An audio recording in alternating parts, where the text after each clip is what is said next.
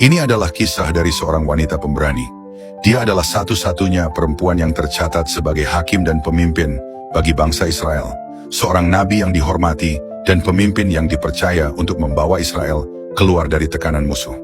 Nama Deborah dalam bahasa Ibrani berarti lebah, melambangkan ketekunan, keberanian, dan kebijaksanaan.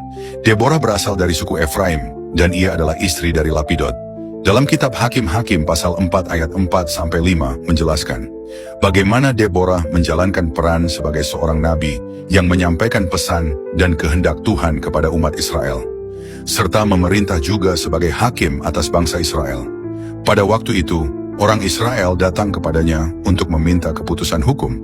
Pada zaman Deborah, bangsa Israel hidup dalam tekanan akibat penindasan Raja Yabin dari Kanaan.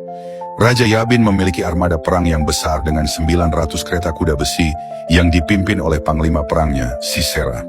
Selama 20 tahun, mereka mengalami ketidakadilan dan ketakutan di bawah kekuasaan musuh. Dalam kondisi itu, Deborah muncul sebagai pemimpin yang menginspirasi dan membangkitkan harapan. Dengan perintah Tuhan, ia memanggil Barak bin Abinoam, seorang yang berasal dari suku Naftali, untuk memimpin pasukan Israel melawan pasukan Kanaan yang dipimpin Sisera. Barak menyatakan kesiapannya berperang jika ia didampingi oleh Deborah. Dengan keberanian dan imannya, Deborah menyatakan bahwa ia akan ikut berperang, tetapi Deborah menubuatkan bahwa kemenangan atas Sisera tidak akan jatuh ke tangan Barak, melainkan kepada seorang wanita.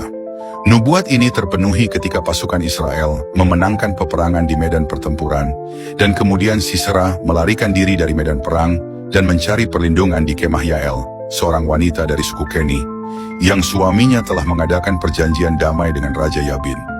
Yael kemudian dengan cerdik menawarkan tempat berlindung bagi Sisera, hanya untuk kemudian menghabisi nyawa Sisera saat Sisera tertidur lelap karena kelelahan. Kemenangan dalam perang ini menjadi titik balik bagi Israel, yang akhirnya terbebas dari penindasan Kanaan. Di bawah kepemimpinan Deborah, Israel mengalami kemenangan besar dan memasuki masa damai selama 40 tahun. Kisah Deborah menjadi simbol bahwa kepemimpinan bukan hanya soal gender, tetapi soal panggilan dan keberanian untuk bertindak sesuai dengan kehendak Tuhan. Deborah menjadi contoh seorang wanita yang berani, bijaksana, dan penuh iman, dapat menjadi alat Tuhan untuk memimpin dan menjalankan rencana dan kehendak Tuhan atas bangsanya.